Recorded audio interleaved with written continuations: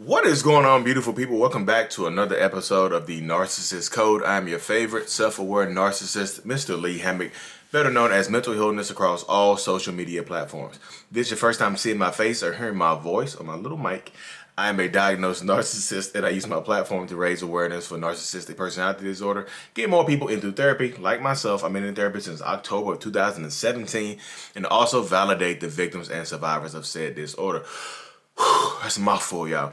Today's episode is going to be about how, how everybody says the narcissist is different in public and at home.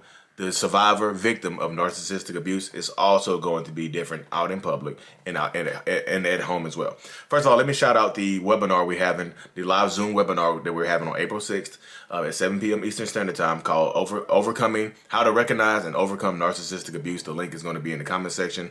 6 panelists, 2 self-aware narcissists, 4 survivors, 2 therapists, psychologists, whatever. The link is in the bio for that one. So here we go.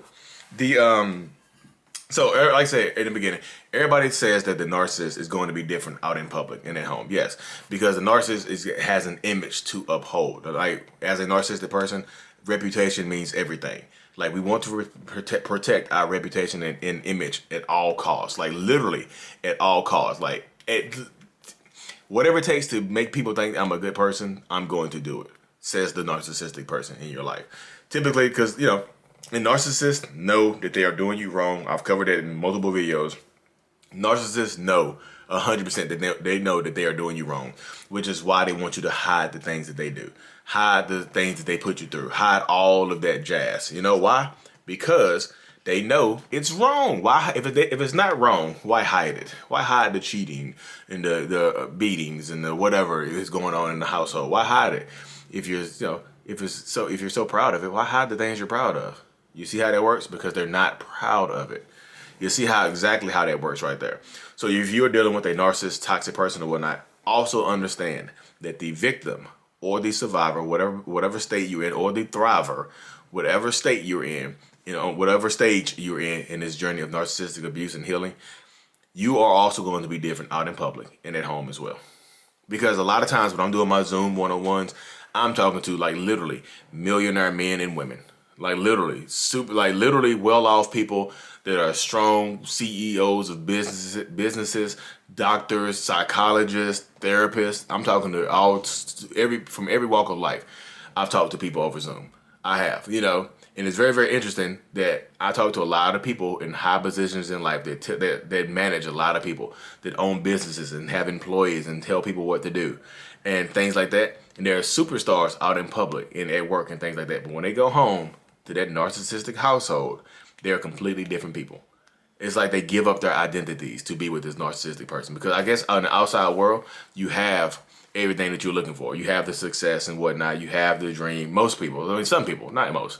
Some people you have the success. You have the dream job. You have, you started your business and whatnot. You're becoming marginally successful at that. You have everything that you want. The only thing missing in your life is a significant other to share it with, right? So you go home to this significant other, and you become a totally different person to acquiesce to their existence. You become a totally different person to make their existence easier, to try to make that person happy, to try to please that person. You're at work telling so many people what to do. You're at work, you're on a job. Managing employees, like making $1 million deals, negotiating contracts, not budging. So you set a boundary at work. At a number that you need to hit, and you don't budge off that number. Like, if this is not the number we hit, we're not going for it. I'm taking the deal off the table. But at home, it's the other way around. You give up all of your power at home. Why? Why is that? Why is this one person at home so much more valuable than everybody else out there in public? Why are you a different person in public than at home? Why are you allowing this one person to dictate your existence at home, but out in public, you're a superstar, you're a CEO, you're a strong man or woman or non-binary person. You're superhuman. People look up to you. People idolize you and things like that. Sometimes you're a celebrity. I thought this was some celebrities as well, one-on-ones. I can't divulge that because I keep everything secret. But you're a celebrity. You have status. You have you have money. You have everything that you want. But you're a victim of narcissistic abuse. Nobody can tell. You look happy in the pictures and things that you take. You're a superstar out in life for real, and then you go home and you're nothing. because you give so much of your power up to a narcissist. Why? Because narcissistic people condition you to think that you're not as valuable, you're not as powerful as you think you are. You know you're not as smart as you think you are, right? I know you're a college, university level professor at a highly esteemed university, but you know what? You're not as smart as you think you are. They give anybody those jobs. You know, if you're a woman, then they'll say it's because affirmative action, women's rights, right? Feminism, right? You got to give the women the jobs and stuff like that. That's the only reason you get that job, because there are a lot more men qualified than you. You know what I mean? They'll say stuff like that to you, because some narcissistic people are also some narcissists are also misogynists. Not even closet misogynists, like super misogynistic out in real life. They saw these red pill podcasts and things like that. But you see, like I said, you're not the only person that changes. I mean, the narcissist is not the only person that changes, because the narcissist exudes that power, existence sometimes out there in the real world, and comes back home and is terrible to you. It's terrible to the wife and the kids, or the husband and the kids, or whoever's at home waiting on them. They're terrible to that, because narcissist is trying to hold up a reputation out in public, while you, the survivor victim, it seems like you're trying to hold a reputation up at home. Like you're trying to get through and make somebody love you. Everybody else in the world appreciates you and love you, right? Everybody, a lot of people out here in the world appreciate, love you, value you. Your opinion means the world to them. But at home, your opinion doesn't mean shit. Nobody cares about your opinion at home, do they? You can't get a word in. Nobody cares about your feelings at home, right? At work, people are always asking how you feel. Hey, how you doing? How you doing, boss? Hey, how you doing? How you doing, friend? How you doing, coworker? Things like that. People are always asking about you, but at home, nobody cares about how you feeling, right?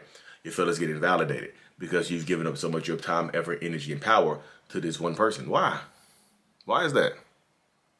Because you get into these relationships with narcissistic people, and they condition you to accept less. They condition you to come home and make you feel like less. Like that home bubble, that home zone is your weak zone. It's like your weak place. Like you go home and you nobody. As soon as you step out that door though, you turn into a different person. You turn into their boss again. Sooner or later, your life has to equal out, or it's going to start to bleed over into your work, or into your whatever you do for a living. Your business is going to start bleed over into your business, because you're not happy at home. It's going to bleed into your business. You're going to start losing deals. You're going to start dropping your boundaries. You drop your boundaries at home, you're going to start dropping your boundaries out there in the workplace. You're going to start dropping your boundaries at school. You're going to start dropping your boundaries wherever you're doing. It bleeds over. It's a continuum. It doesn't just stop. You can't keep it separate forever. You can't keep it separate forever, because sooner or later people are going to be able to tell. People are going to be able to tell that you're unhappy at home because you're losing deals at work. You're missing important dates and things like that. So many things are happening at once that you don't realize it. You know what I mean? Everything is just banging down at one time. You know what I mean? Everything is happening. All this stuff is going on, and then you end up getting taken advantage of at home. Like, it's going to bleed over. So you have to be the same person you are out there in the real world. You need to be there at home. You need to be there at home. You have to start taking your power back at home, or you need to separate at home. You know what I mean? So many people want to keep their families together because I guess the image, the optics make sense. Like y'all look like you have a happy family dynamic. You look like you have a strong, healthy family at home. But really at home, you're getting treated terribly. The kids are unhappy. You're unhappy. Y'all just making it work.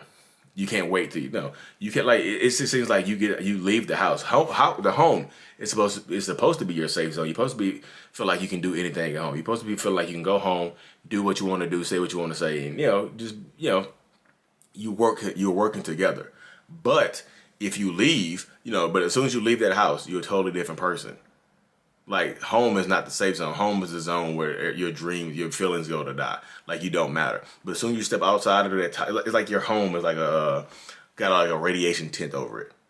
But as soon as this is a highly radioactive area. Like, you have to put a hazmat suit on, a narcissistic hazmat suit on to go into the house. But you come out, take it off, you breathe the fresh air, you feel like a totally different person at home, at work, or wherever you're doing, at school, whatever you have going on. You feel like a totally different person because you're free. You're free for that little while, but guess what? When it's time to go home, your energy, near the end of the day, your energy starts getting lower because you're going home to unhappiness. You've been happy at work all day. You've been happy just to be. You might not be happy at work, but you've been happy. You happy to be away from the house. And then guess what? You go home. The clock is ticking. You gotta get ready to go home, right? You get ready to go home. The energy drops. That's what I say. Like, it's going to bleed over sooner or later. So you have to be. Why can't you be the same person? Why does this person matter at home that you might be doing better than? You know what I mean? You actually might be better off career-wise than this a person you have at home. Educational-wise than this person at home. Financially, you might be financially better off than the person you have at home. But somehow they telling you what to do because you trying to make them love you. Everybody else out there in the real world loves you. Why can't the person you want to love you, right? That's the feeling, correct? Why can't the one person I want to love me? I'm going to try harder. I have to try harder. This is the greatest negotiation I have to do, is to get my husband or wife to love me. And that's a negotiation you're going to lose if you're dealing with a narcissist. You won't ever win a negotiation. You're going to spend so much time at the negotiating table that you're going to miss out on living your life.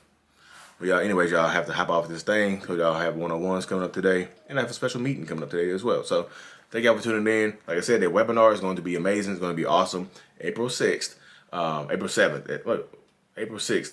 Oh my goodness, I got the dates mixed up. I think it's April 6th at 7 p.m. I think it's 6-7, yeah. April 6th at 7 p.m. Eastern Standard Time. The webinar, how to recognize and overcome narcissistic abuse. Link is going to be in the description. Thank you. Mental illness is out. Peace.